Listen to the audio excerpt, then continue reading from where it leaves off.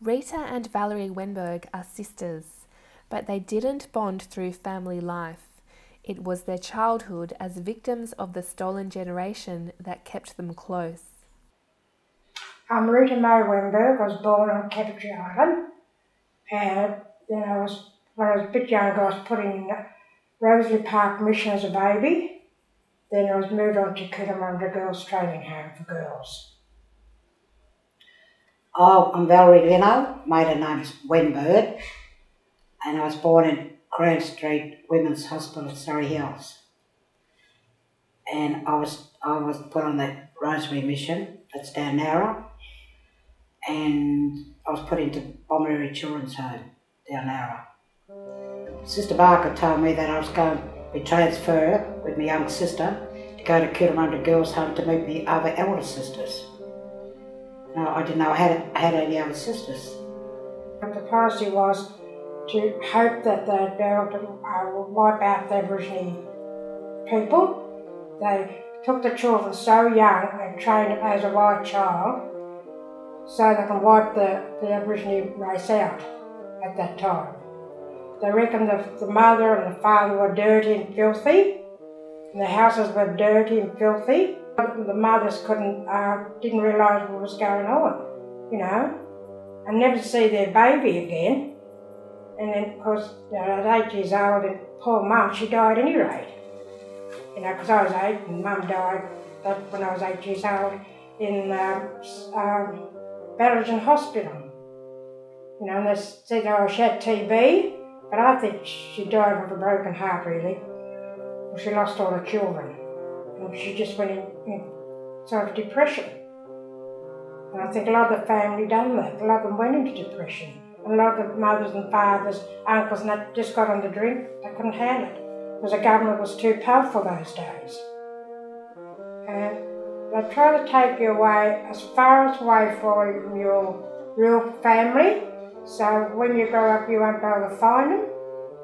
And I think they've done a wonderful job at that.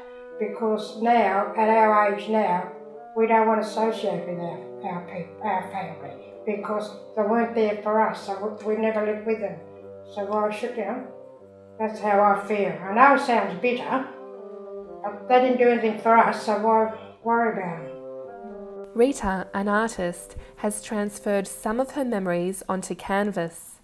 Many of her paintings tell stories of sadness, isolation and hope.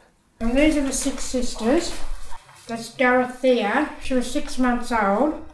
And they took her to the hospital. They brought her back, but she died.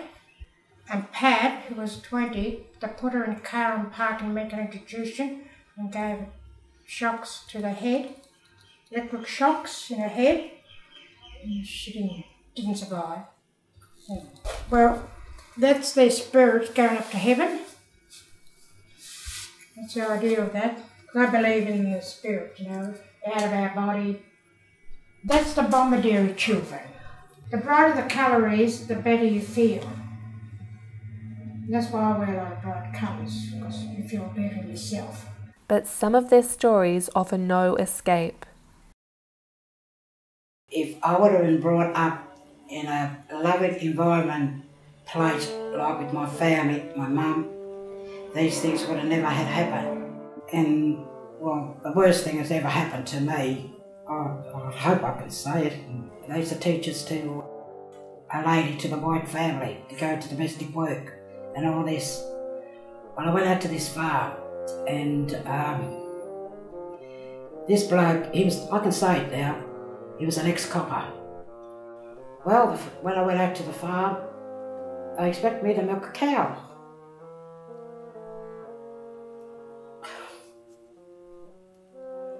Well, I couldn't milk a cow, so they, I had to put water in the milk, in the bucket, and he said, you put water in this milk. And I said, I can't milk the cow. And he said, I'll teach you to milk a cow. And behind the curtain, he had this fence wire, and he belted me with this fence wire. Then the next day, he went and he said, I'm going to take the kids to school. And he said, oh, and his wife, He said, I want you to look after the baby. And I didn't know how to change the nappy. I didn't know anything about babies. So I left the nappy on the baby and just hoped for the best. Everything was turned out all right. And I was in the lounge, vacuuming the lounge. Then he comes home. He didn't have his wife with him, and he come home. He walks through the lounge. He said, get in here, Val, you haven't made the kids' bed. And I yelled out, I said, I did make the kids' bed. He said, get in here. I went in there, he threw on the bed and he raped me. And this was going on for quite a while, and because I was too scared to do anything. And he came home that night, and I had a plate in my hand, was going to take his dinner in there, and I broke the plate. And what he did is put the fence fire again, and belted me again with the fence fire, and my legs were bleeding, and I just ran out real fast into the cold. It was winter. I just shaken. I slept in a wooden box, and I got some sacks and put it over the top of me. And the next morning I was looking out to see if they were gone from the house. I was all gone from the house, and I went inside with not knowing, not realising what this man has done to me. I knew what rules were to clean his shoes. I had to clean his shoes. I was polishing his shoes. The next minute, a knock came on the door. I was so petrified. And I said, who's there? And some man answered, he says, the police. I didn't know who called the police. And I was so frightened that Matron was going to come, I was going to get into trouble for Matron. On the way back to the home, all Matron was saying to me, now don't tell any of the girls what has happened to you, and tomorrow I shall buy you a new dress. I didn't know where I was going to get a new dress, I didn't know where to go. So tomorrow it came, Matron bought me the new dress. A week later after that, she put me on another farm. I was just petrified. So this other girl who's from Cootamundra Girls' Home where I was, she came down to visit me, and I said, I'm going to run away. I said, I can't put up with this anymore. And we just went straight to the railway station, just got onto the train. We got to Sydney all right, and they put me back onto the train, and I refused to go back to Cootamundra, and I said, no, I'm not going back to Cootamundra. They stuck me into Parramatta Girls' Home, and I said I couldn't care less how long I would have stayed at Parramatta. At least this man couldn't get at me. I could have stayed in there forever because they had walls all around it. So that's what happened to me. I was at the school and I ran away. The police locked me up in the jail. And he came in the night, tried to touch me.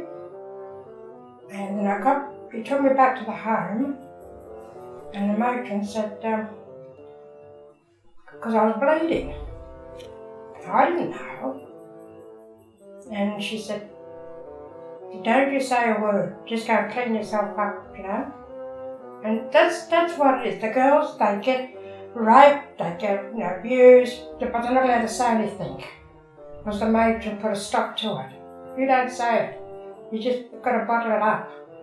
All I was thinking was, I've got to get away. So I got on the train, I got to Sydney, and they were taking tickets, and I said to that lady with the case, she's got my ticket, but she didn't. Then I ran through, and I lived under the park, in the bushes in Hyde Park in Sydney, till they got me and put me in the jail. I ended up in jail with all prostitutes, and I didn't click on me what they said. Oh, aren't you a bit young to be in this group?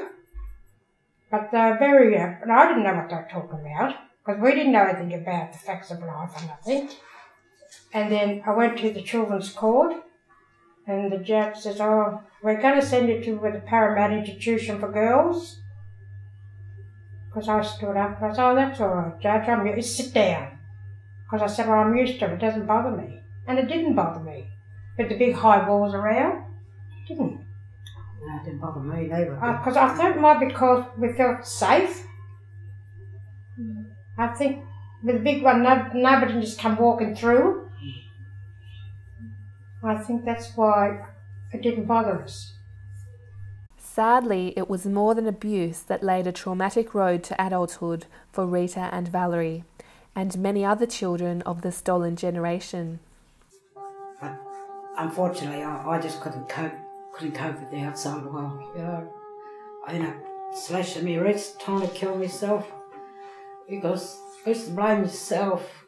Well, what happened? Then I realised later on in years, I realised it wasn't me. And then came the reconciliation. They asked me to go back to Cootamundra for the first time I went back. The reconciliation ages ago, and they said, oh, Valerie said, one of the girls said, Matron's in the nursing home. Jeez, I had so much hatred for her. All I wanted to do is get my hands and choke her for putting me out on this property. She should have taken more care of putting Aboriginal girls out there, and look on the property like that. So I went to saw, I had so much hate, and I went and saw her in the nursing home. And sister said to me, oh, she can't hear you, Val. She said, you've got to put your head right down to her ears. And I said, this is Valerie Wenberg. You know what she said to me? I forgave her for what she'd done, I forgave Matron, She said it wasn't her fault. And I forgave her because I know whose fault it was. It was the white policy and the white welfare who put all these things onto the Aboriginal kids. They should take more care and looking at these people where they put Aboriginal kids. I wasn't the only one who got raped. 1,000 Aboriginal kids and boys got raped. Yeah. The Matron said it wasn't her fault.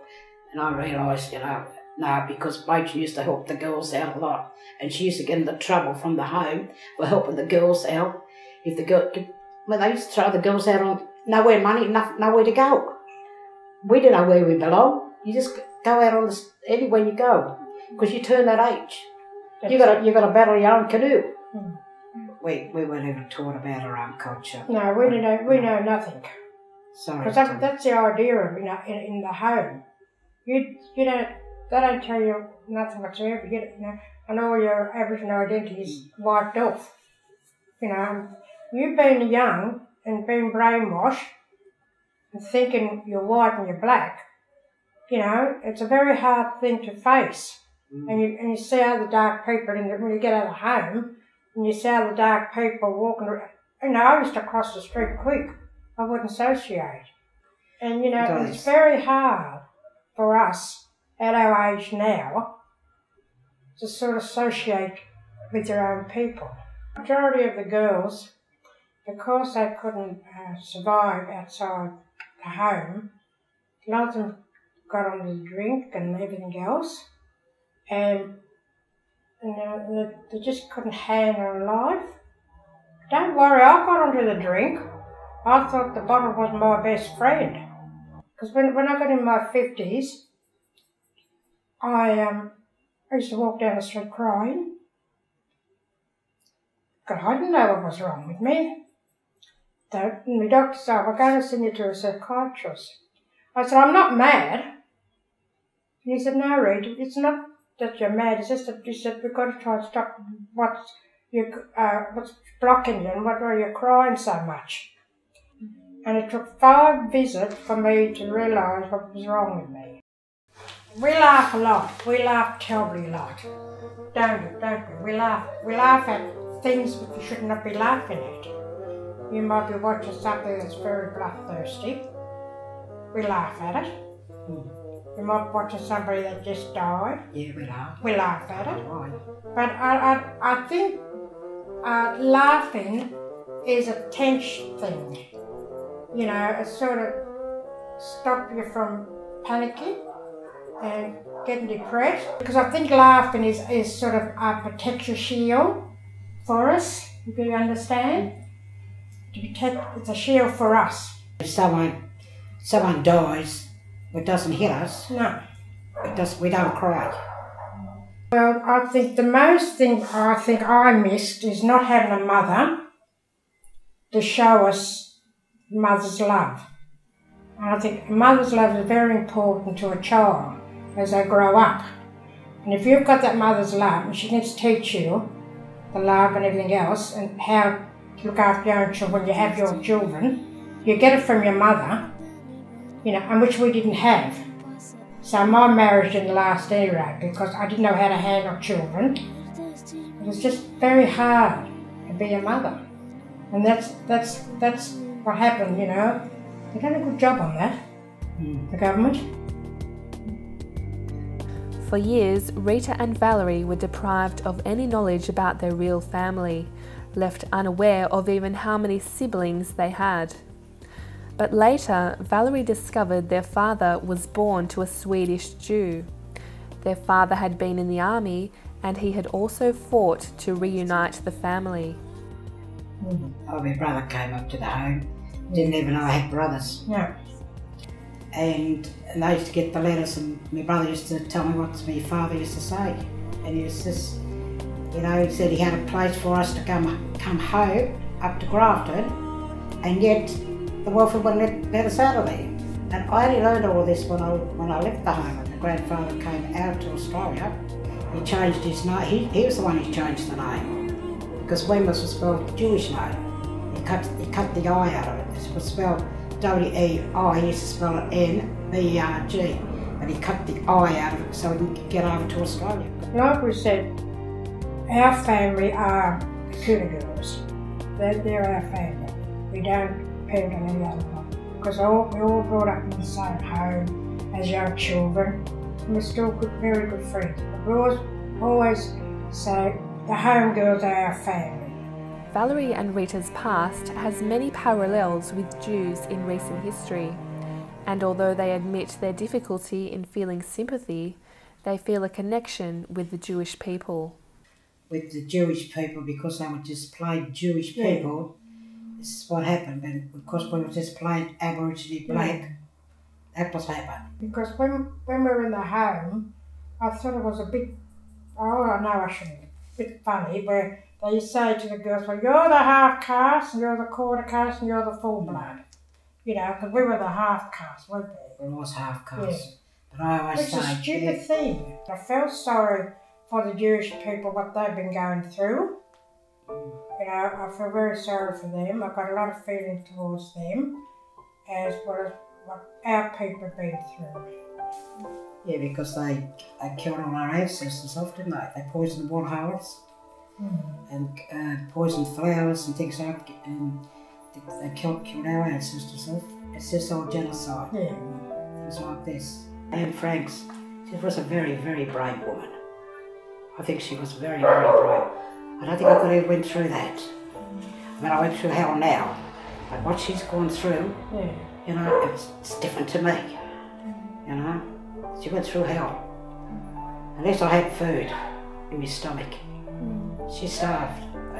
They starved her. That was very sad. And despite their pasts, they remain very spiritual and inspirational women. Rita and I, we're both very spiritual women, you know, and I believe, for me surviving so long, I believe that it was because of my mum. Because my mum was a full-blood Aboriginal person, and I believe that she guided me and helped me through all this trauma, what happened to me. And I still believe that. Yeah, I do a lot of painting, like I do a lot of spiritual paintings.